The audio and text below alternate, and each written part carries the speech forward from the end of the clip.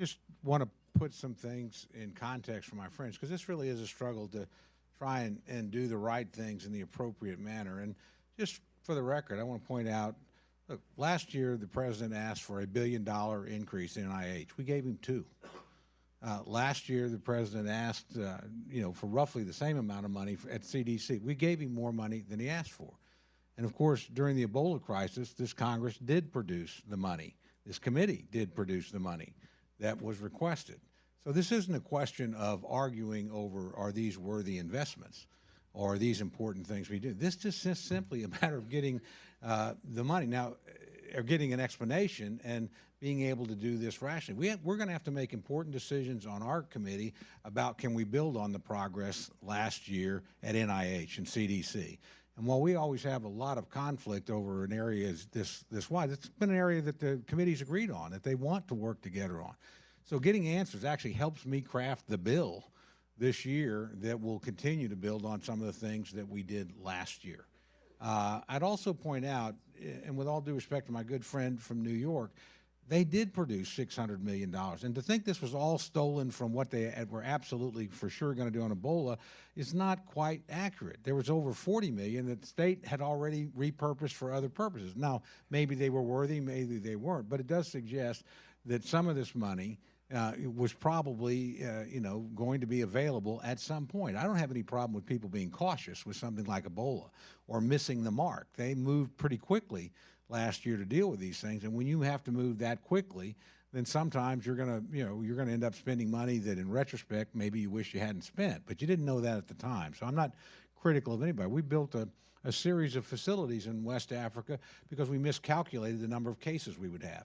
No problem with that in my book. I mean, I would rather have them than not, but there were things probably, in retrospect, we didn't need to do. So we're trying to match the flow of money with the real needs. And when you look at the documentation we've been provided, and remember, most of the people, with all due respect, not the career professionals, but most of the people at the top of these agencies aren't going to be there after January. And this is a multi-year spending program. Trying to get done, what do we need to do this fiscal year, kind of month by month. I mean, I think the chairman put the key question: does the $600 million that you've already redeployed take us through to September 30th? So we would deal with this in regular order or not. And if it's not, then let's sit down and work with you.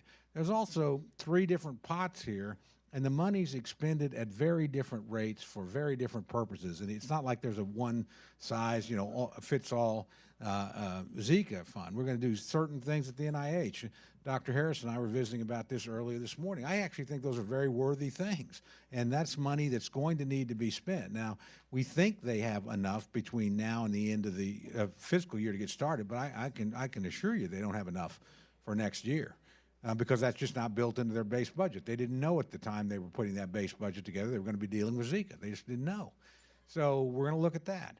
CDC tends to have a lot more flexibility because we've given them money for a multi-year period. And we've assured them, if you need to backfill on Ebola on someplace along the line, come back to us. We'll do that.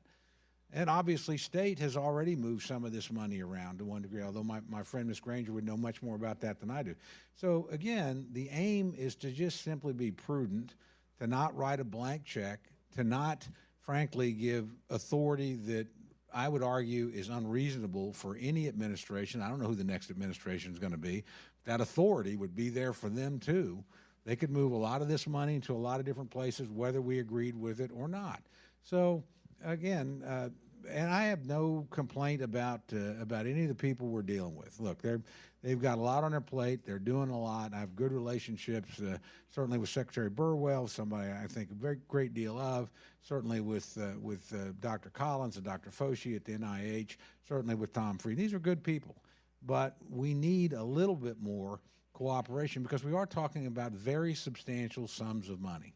So I would just join the chairman and just urge that our friends in the administration, and on this thing there is no partisan division. I don't think anybody's trying to do anything political here. Understand the urgency on one hand, but I also understand let's target resources. Let's work with this.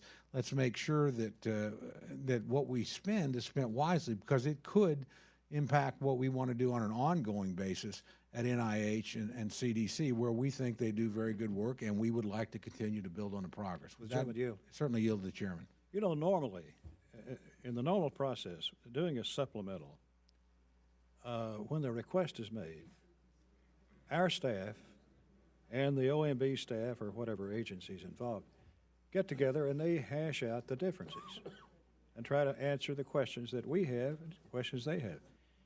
We've not seen that here, and I'm puzzled why we haven't seen that. But that's the way it should be done, and we're looking forward to that time occurring. Thank you. And just in closing, remember, a lot of the questions we raise are staff-driven questions as well.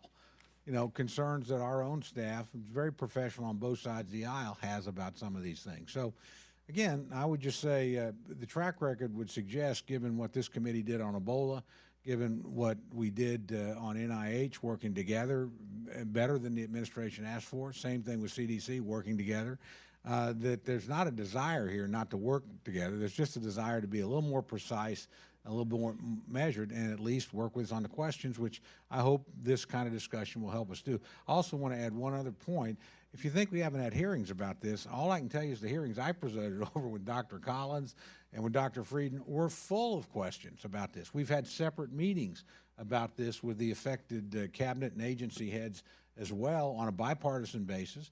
I know I certainly have had a number of conversations with different people about this along the line. I know the chairman has. I'm sure other members have as well. So the idea, I'll leave it to the chairman as to whether we need a special hearing. But believe me, we have focused quite a bit, at least at Labor H, about that. Gentleman, yield further. Certainly yield, the chairman. In fact, the gentleman and myself went to Brazil and met with the people there that's fighting on the ground to further understand what it is we're dealing with. In addition to that, I spoke directly with the president about this very matter. So to say there's been no conversations is grossly inaccurate. You made my final point. I'll yield back, Chairman. Thank you.